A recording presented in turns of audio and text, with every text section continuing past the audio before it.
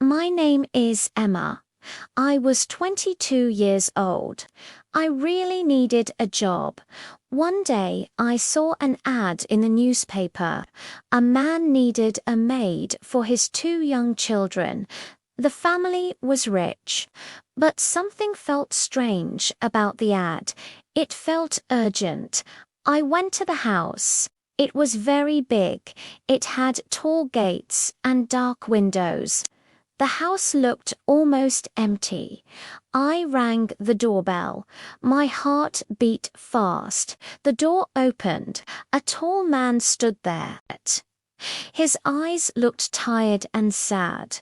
He did not smile. "You are here for the maid job?" he asked. His voice was flat and distant. I felt a little scared. "Yes, sir. My name is Emma," I said. "I am Ethan," he replied. He stepped aside. He let me in without another word. I walked through the big hall. Everything was very quiet. There was no laughter. There were no sounds of life. I only heard my footsteps on the floor. Old photographs hung on the walls. They showed a woman who never smiled. She looked sad, like a queen watching over the house. I heard footsteps upstairs. Then everything went silent again. The house felt strange. It felt like it was holding its breath. I thought this job might be very hard. Then I met the children. They were twins. Their names were Liam and Sophie. They were about 7 years old. They were very quiet. They were not just shy. They almost never spoke. They looked at me with big, careful eyes. They seemed to wait and see if I would stay. "This is Emma," Ethan said. "She will be your new maid." The children did not say anything. The house stayed silent. I knew this job was about more than cleaning. I needed to bring life into this sad place.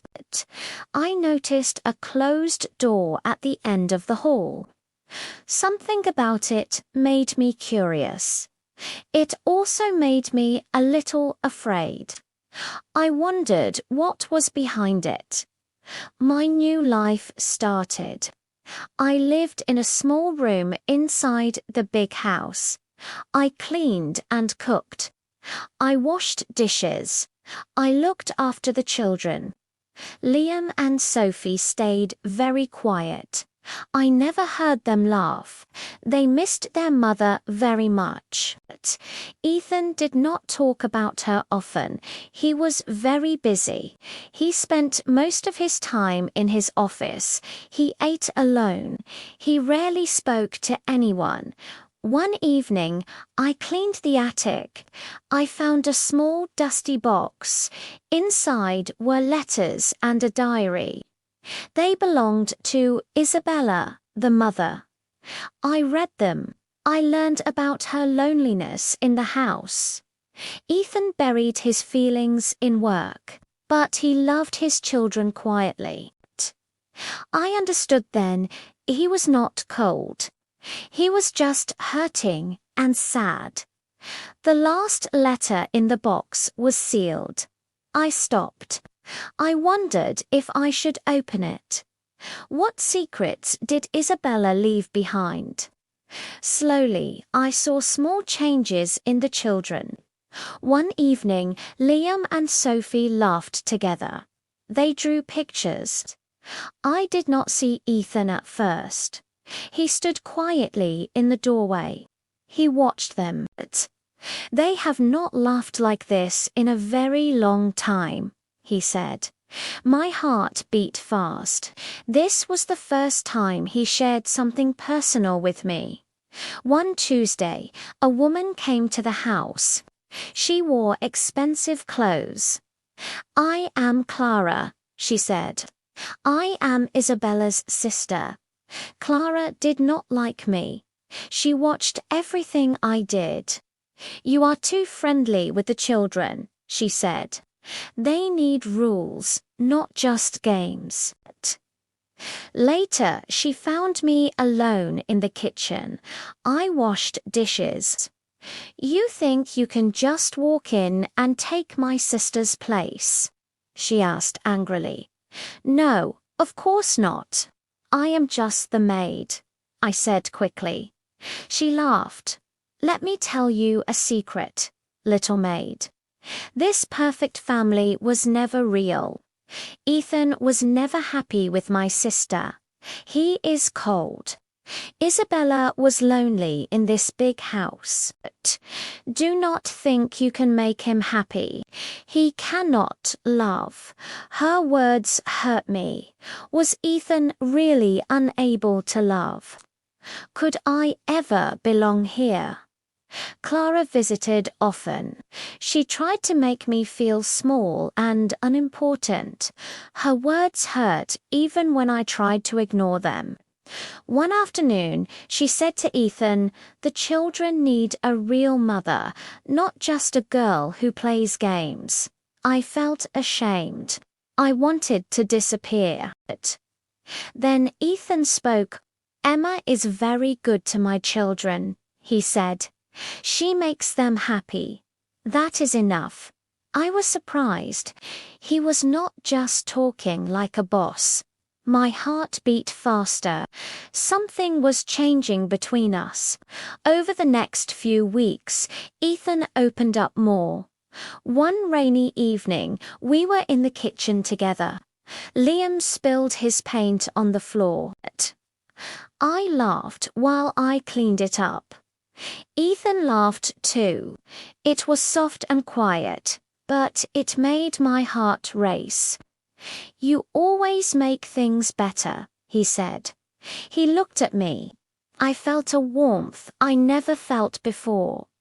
Then one evening I put the children to bed. Sophie gave me a small drawing. On it, Ethan and I smiled together. The children were around us. My eyes filled with tears. Without words, the children showed me something. They showed me that I belonged there. That night, I read a bedtime story to Liam and Sophie. I noticed Ethan standing quietly in the doorway. What was he thinking? Then something incredible happened.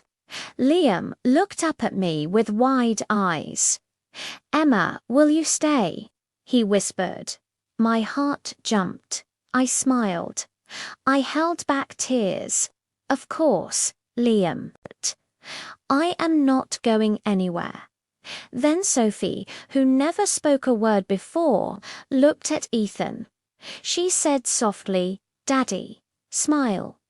Ethan froze, his eyes opened wide. He walked over. He knelt beside her. He gently brushed her hair back. "I will, Sophie," he said. Tears formed in his eyes. "I will smile because of you too." The three of us hugged in the warm room. In that moment, the house did not feel empty anymore. It finally felt like home. One night, Ethan came into my room. He looked nervous, but his eyes were full of something I had not seen before. "Hope, you are a miracle, Emma," he said softly. He leaned closer. He kissed me gently. My heart skipped. When he moved back, we just looked at each other. The next morning, Clara came without calling first. "Where is Ethan?" she asked. Ethan came out. He smiled at me. Clara saw it. "What is going on here? What have you done to him?" She said, "Clara, please," Ethan said, but she ignored him. "I warned you, little maid. You think you can steal my sister's husband. You are a gold digger. You are using a grieving man." My heart broke. She was right. This was Isabella's house. I did not belong. I am so sorry, Ethan. I will pack my things, I said. I ran upstairs. Tears filled my eyes. Then Ethan opened the door. He looked worried. Do not listen to her, he said. She is wrong. The only thing wrong was my life before you came. Please sit. We sat on the bed. He looked into my eyes. My marriage was not happy. Isabella and I were lonely. When she died, my world stopped. But then you came. You brought color into my life. You made me feel alive. The kiss was not a mistake. My only mistake was not saying how I felt. Emma, I am falling in love with you. Please do not leave. Let us build a real family together. 6 months passed. The house was no longer sad. It was filled with laughter. Clara did not visit anymore. My old room became a guest room. I shared the master bedroom with Ethan. He was no longer the sad man I first met. His eyes were full of love. I often passed by the closed door at the end of the hall. Inside were Isabella's belongings. But I never went in. Some memories are too delicate to disturb. The sealed letter from Isabella still lay in the box, untouched. I never opened it. Some things are better left unread. One day, Ethan held my hand. Are you happy, Emma? He asked. I looked at our home. I looked at the man beside me. I looked at the children I loved like my own. Yes, I said, more than I ever dreamed, more than I ever hoped. I came to this house as a maid looking for a job. Soon I would be Ethan's wife. I learned something important. Love can grow in the most unexpected places. Kindness and patience can heal even the saddest hearts. When we open our hearts to others, we can find family where we least expect it.